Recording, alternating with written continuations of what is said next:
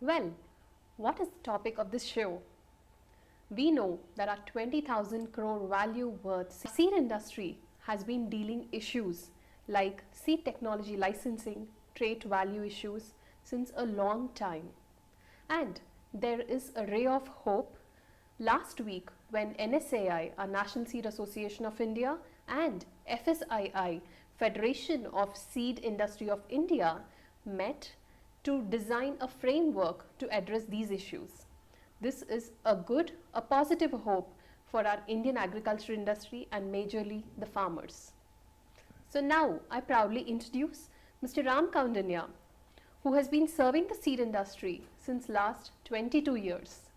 He has served many positions and provided immense value for the growth and development of the Indian agricultural industry. Currently, he is the Director General of Federation of Seed Industry of India. We call it FSII. He is also a proud member of the board who is into designing this framework. Over to you, sir. Thank you. Thank you, Dipti. Yeah. So, sir, I would request you to explain what is this framework all about. So, as you mentioned, the industry has been dealing with some issues regarding commercialization of biotech traits in the country. Right. You know that we have had BT cotton as the first GM trait which came into the country, but that was almost 20 years back. Right. After that, we haven't had much flow except for BG2 which came in 2005. Since then, we haven't had any new traits. Partly it is because of the regulatory logjam, but also partly because of lack of a coordinated approach between the industry players. We have had disputes, we have had confrontation on some of the issues. So, this framework actually is a result of a dialogue and a consensus built around what should be a commercialization framework or a model which can work for the benefit of the farmer, the trait developer and the seed companies.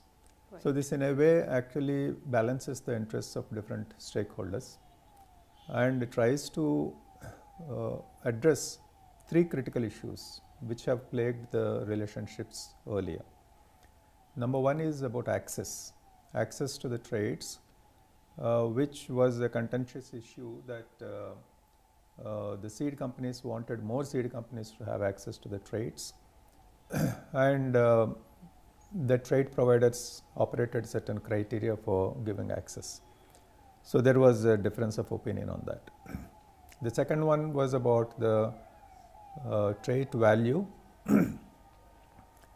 which was perceived to be unaffordable for the farmer in some quarters, and you know that government had to intervene at some stage and they had to come with price controls in cotton seed. So, that was another issue. The third one was about intellectual property issues between trait and seeds. As a part of the second issue was also the fact that there was no gradual decrease of the trait value in relation to the volume of business that was getting generated. So, these were, I would say, 3 or 4 major issues which were the basis for the disputes and the confrontation. Right. So, this framework tries to address all of them. Right. By defining some criteria for access so that more and more seed companies can get access to the traits. Okay. Also defining certain method of arriving at affordable trait values which will give sufficient return for the company investing in development of trait, but also it will make it reasonably affordable for the farmer. Okay. to use the trait. And third is that to have a kind of a predetermined what is called as a telescopic rate of the trait value which will keep going down. Okay. so that eventually it will become zero. So these are some of the things. Of course, what we agreed in this process was that the disputes about or the respective rights on intellectual property matters, which went up to Supreme Court, those respective rights are not taken away from the parties. They retain those rights, so that in future, anytime they want to use them, they can use them. But right now, we have decided to keep that aside and proceed with the flow of the technology for the benefit of the farmer. I think we all agree that farmer is the greatest sufferer in the last 15 years. Yes. Due to lack of technologies, farmers have become uncompetitive in international markets. Right. Cotton farmers also have started losing their advantage because of the stagnant yields, because there is no technology upgradation. So there are various issues which will get addressed through this framework. Right. So you rightly said, sir, right, farmers are the ones who suffer majorly. So what kind of benefits are expected to give to the farmers through this framework, specifically for farmers? So if you see the kind of technologies that are available outside, there are, we have seen only BT in the country. Right. But there are other technologies available which are, for example, how can you reduce consumption of water in agriculture? So this is what is called water use efficiency technology. Yeah. How can you reduce usage of fertilizers, particularly nitrogen fertilizer? Consumption can be reduced by using what is called a nitrogen use efficiency technology. Traits, these are called traits. There are traits which are available for withstanding higher temperatures by the crops. You know that climate change is increasing temperatures, and so you need that. Those are available. Then there are traits available to improve the quality of the output, to make it more nutritious. We all know that after the COVID attack, now people are very aware of using nutritious food, consuming nutritious food, so that they can build better immunity. Okay. Right. So if you want to do that also, you need some kind of naturally nutritious crops, right? So there are technologies available to develop such crops, and there are technologies available to make even more nutritious animal feed, for example, okay, out of the crops. So there are various options available under both GM and non-GM. And you also know that there is a new technology coming called gene editing technology. Yes. So which will also, it's a non-GM technology essentially, although there is one aspect of that which might be going through the same regulatory mechanism. But so that technology also will be useful in developing seeds for disease tolerance, higher nutrition. So all these things can flow to the farmers. So as you can see, our farmers can become more competitive using some of these traits, because you know that in many other countries these traits are available. Right. Farmers are able to use them and reduce their costs or compete in international markets. Yeah. We have thrown the markets open, and government's reforms are also making farmers more and more compete for their prices in the market, to discover better prices. So this will be more in line with all that. So this actually will make it a market-driven mechanism, which will open up farmers' ability to compete, increasing his yields, discovering better prices, connecting with customers, producing what is required by the customer, the demand-driven agriculture that we are talking about, so that it is no longer a production-driven agriculture, but a demand-driven agriculture. Right. So all that is possible if we have more technologies made available to him. Good. So I think that's what we can expect from this. As per what you just shared, I am seeing that it presents a huge opportunities for the farmers. Absolutely. For their growth. Absolutely. Great. So how would this specifically make a difference to the seed industry?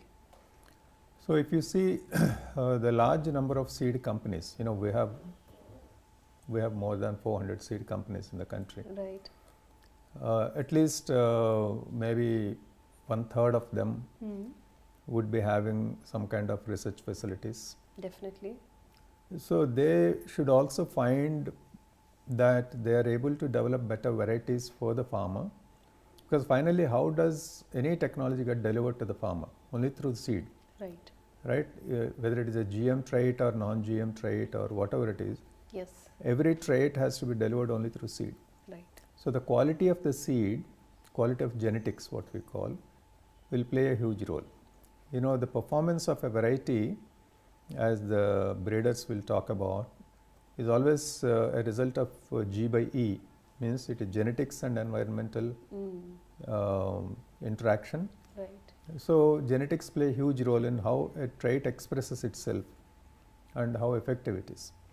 So seed companies have a huge role to play in developing superior varieties, superior genetics, using some of these technologies, and they are able to offer better quality products to the farmer. See, finally the farmer must get the best products, as good as products available to any other farmer in the world. Right.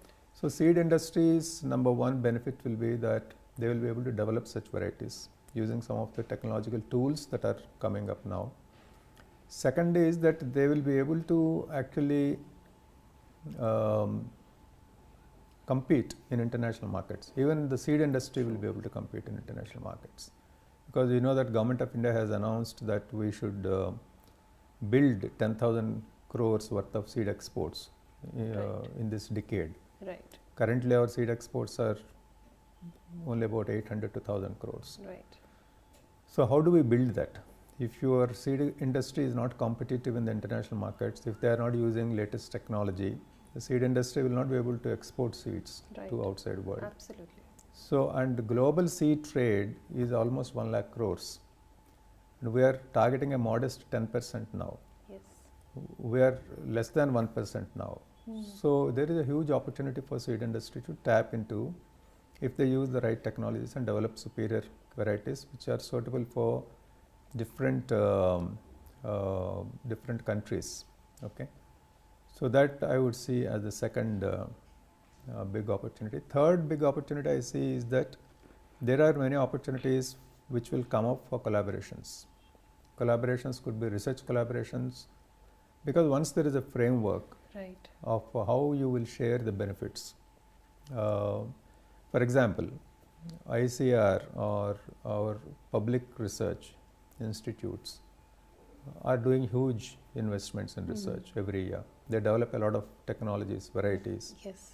Even some of these, some of our seed companies will be able to access those technologies which are available with the public institutions through a similar framework, because we do believe that this framework could be useful even to the public institutions to structure their own frameworks. And so this actually gives, this will actually be a catalyst towards making more technologies available to seed companies, and that's how we do believe that seed industry can achieve much bigger growth using some of these benefits. Good. So one of the points you were sharing is about, you know, taking Indian seed industry into a global front. So if that is to happen, then what kind of technology, what should the technology developers take from this framework? So technology developers, if you see, their role is investment in development of technology. Right. You know very well that anywhere you have to make an investment, whether it is in biotechnology or whether it is in cold storage technology, wherever, yes, you need to look at what returns you will get. Right? That is a very basic calculation you will do. Yes. So if you are sure of how the regulations are, how the market is, how your product or your technology will be used, you get more confidence to make investments, right? Sure. You go and make investments in countries or in states where there is a what we call as ecosystem. The ecosystem must be favorable for you to make investments. So large scale investments have to be made by the technology providers, because this is a very expensive process to develop technologies, whether it is GM or non-GM. You have to make investments in advance. So that will call for confidence in the commercialization model, which will work. Right. Confidence in the policy support, confidence in regulatory mechanism, confidence in the economy of the country, and various things. So I think this will fix one brick in that whole picture. Yes. That they will have greater clarity from this in terms of how they can recover the investment, how much return on investment they will get. Right. So naturally, I would expect that they will make more investments in developing technologies suitable for India. They will also make more investments in transferring those technologies, which are already available outside, Right. to bring them to India to carry out regulatory work. Predictability will come into the system, so that they are clear about it. See, there were many questions in people's minds in the last 10 years, Right. which also led to the situation where some of the companies have either withdrawn their regulatory applications, or they have put it on hold, Right. or they have stopped investing in undertaking trials or more research efforts in India. I think all that will start. Right. And I do see that in the next 5 years' time, starting from almost immediately, within the next 5 years, we will see a good flow of technology. I am not saying only GM, I am saying GM, non-GM, everything. Right. Technologies which will help the seed companies to develop better quality products. Technologies which will help the farmers to be more competitive. They will flow. And I think that is the role that I am expecting the trade providers to take, to really make that list ready, that what is it that we can give to India, Right. what is it that we can introduce in India in this decade, then start working on them. Good. So, in last few seconds, you spoke something that the technology providers have to be very responsible about in bringing and causing this kind of development. So, what is the role? What is the take of the central government on this framework? Yeah, I think basically wherever we went and briefed all the senior government officials about it, we found that they were very happy with that. Okay. Basically, everyone has been looking that the country was losing a chance to equip our farmers with the right technologies, and so in a competitive world, even to stay where you are, you have to keep running, right? Right. So we were not even running, we were actually standing, right? So that means we were actually going backwards as the world was going forward. So I think many people in the government do understand that. So they were very happy with this. So I do expect that there will be a better platform for a discussion between the government and the industry, that what are those priorities for the country in terms of technology, where which technology should be used. It's not necessary, or there is no silver bullet. There is no single technology which will solve all the problems. Right. There is a place for plant breeding, traditional plant breeding. There is a place for marker assisted breeding. There is a place for GM. There is a place for gene editing. So there are various opportunities to have an architecture of technological use to improve agriculture in India. I think that architecture is what will get crystallized more because of this. Because through this framework, we can commercialize different types of technologies, not just one type of technology. Right. This will form the basis for that. And seed companies, large number of seed companies can get access to all those technologies. Right. I think I am personally very confident that government's ability or government's intention to equip our farmers to use modern technology gets strengthened with this, and it will pave the way for flow of more technologies into the country. Right. So you're talking about an amalgamation of all these technologies to put a frame of development as a whole, right? So I want to ask you about modern seed technology. So in what way is it needed for the Indian seed industry, and how will it specifically benefit the farmers? So when you talk of seed technology, we are talking of how to make better quality seed. Right. Okay, not in addition to what we are talking so far about traits and things like that.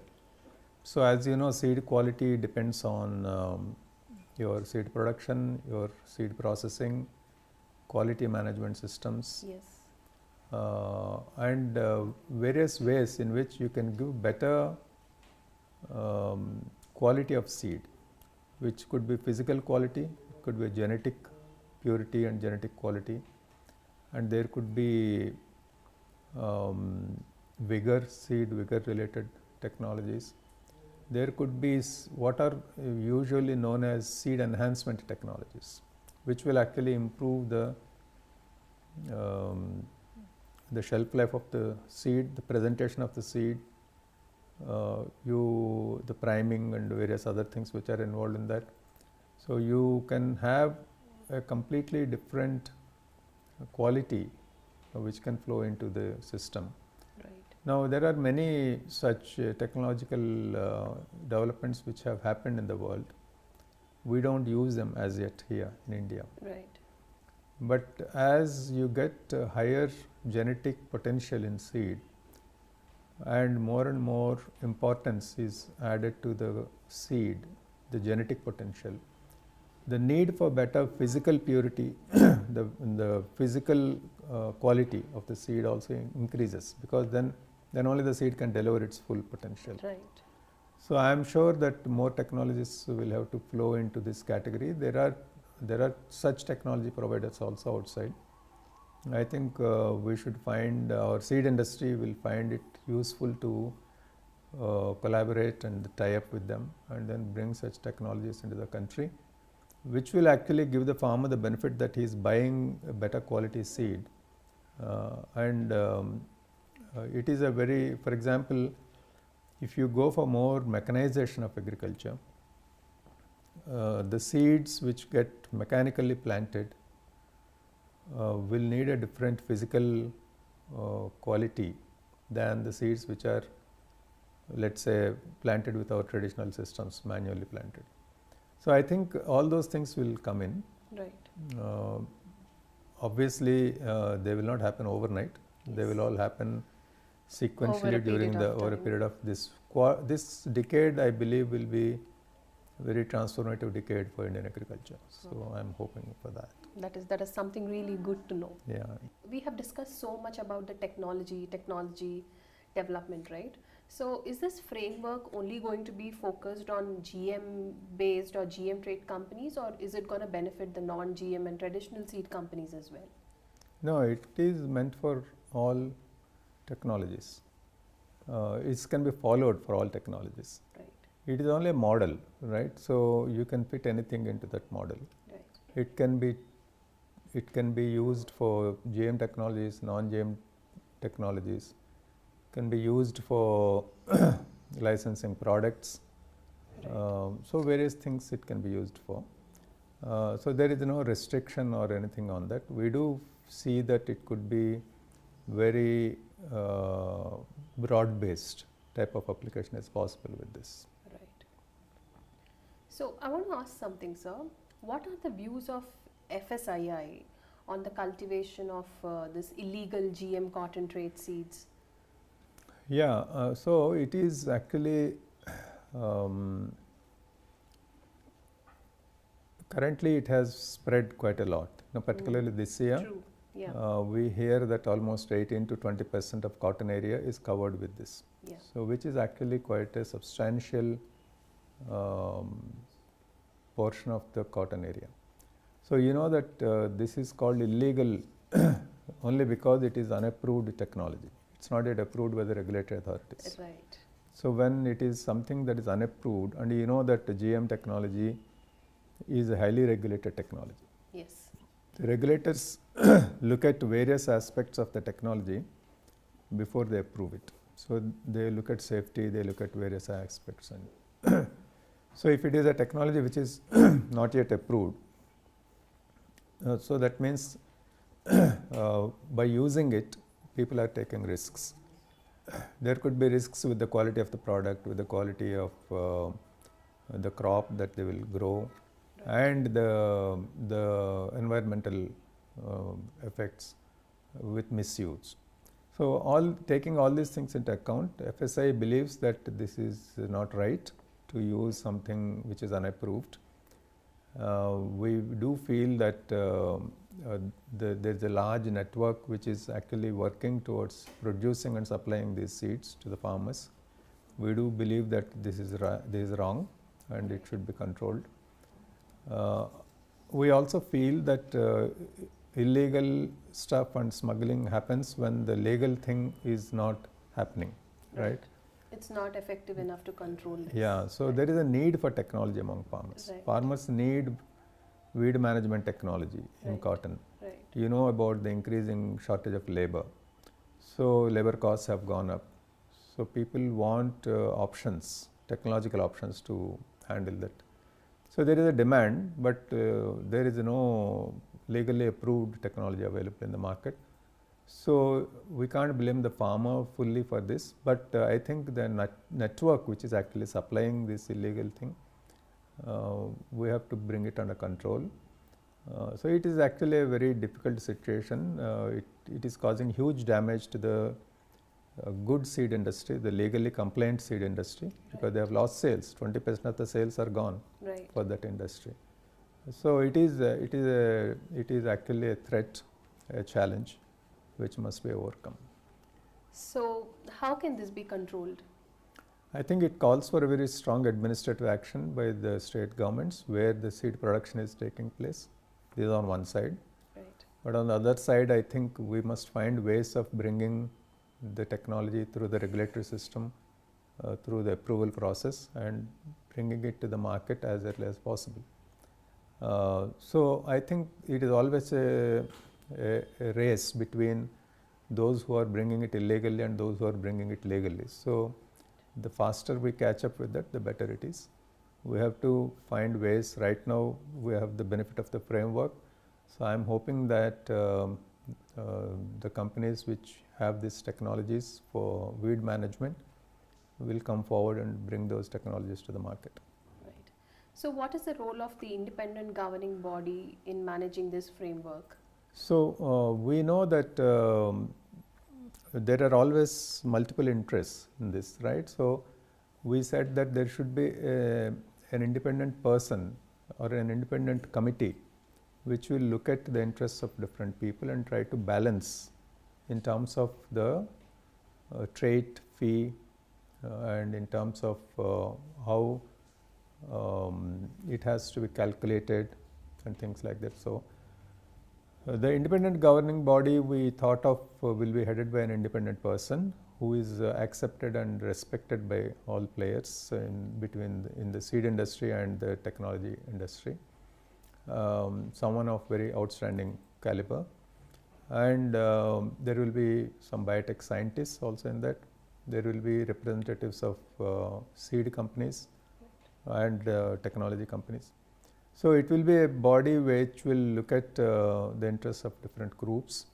They will assess the data that is presented by the technology company on the effectiveness and what that technology is delivering, and then look at various economics, crop economics, and then take a call on what range the trait fee should be operating at, and make it a consensus based approach rather than a confrontationist approach.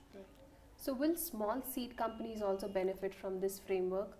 Yes. With respect to the traits and technology? Absolutely, because that's what I said, that if there are 130, 140 companies who are actually having research capabilities, they all can potentially try to access the technologies. You know, there are certain criteria we have laid out for accessing technology. someone who is ready to follow stewardship protocols. Stewardship is very important when you handle technology, any technology, whether it is mobile technology or whether it is GM technology.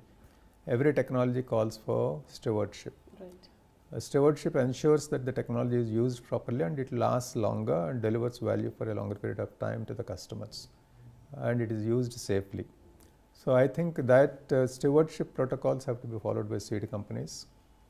The technology providers' responsibility is there, but the seed companies are the deliverers finally, so they will have to also. So that is one criterion. Right. Second is financial capability to actually manage the technology, because it calls for some investments. If you have to handle a trait, introgression, you need greenhouses, you need various investments.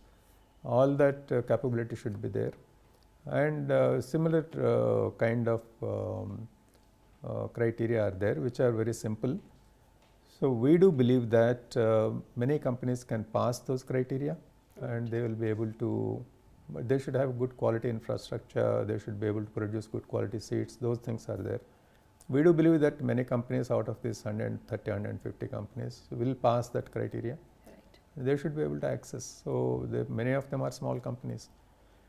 So I don't see any issue that small companies cannot access technology. In fact, this will ensure, in fact, in IGB, there is a place we have put for 2 small, medium MSME companies. Oh, that's really So interesting. they will also have a say in that matter there.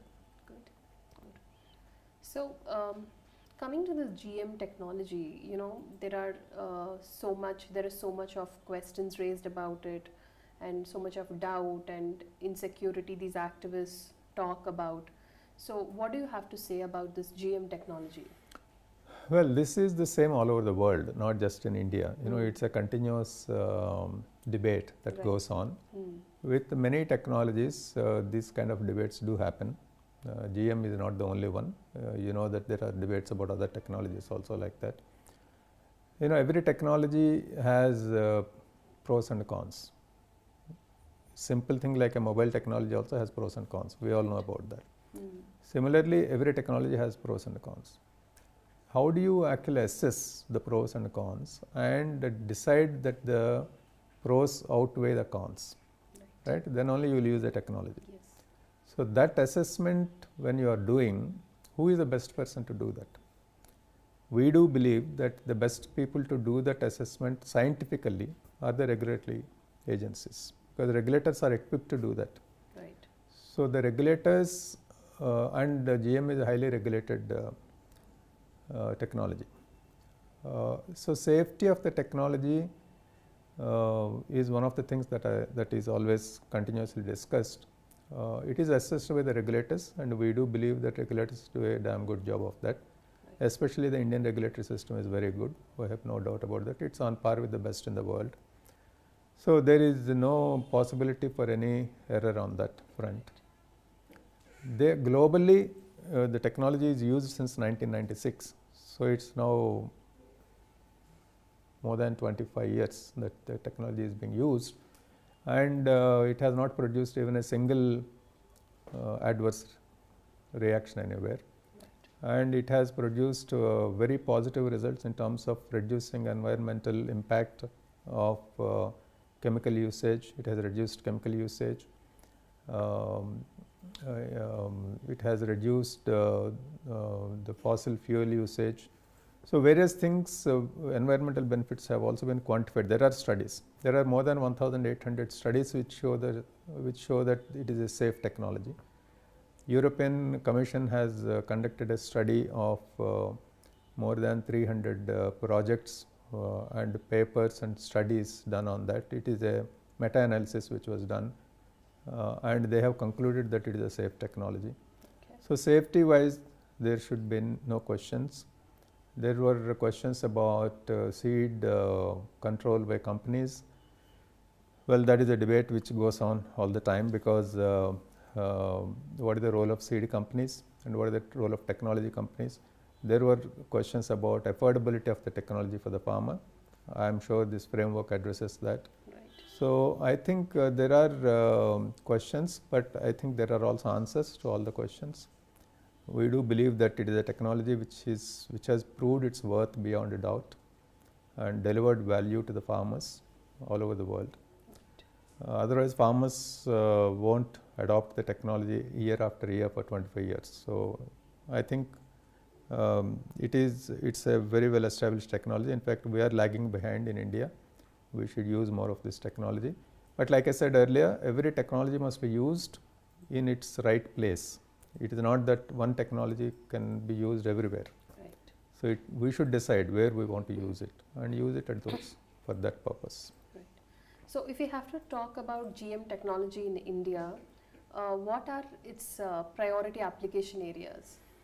I mentioned earlier that I think we should look at reducing or I should say better insect control, right. Better weed management systems Right. because of labor shortage that is happening, water management definitely, reducing fertilizer usage.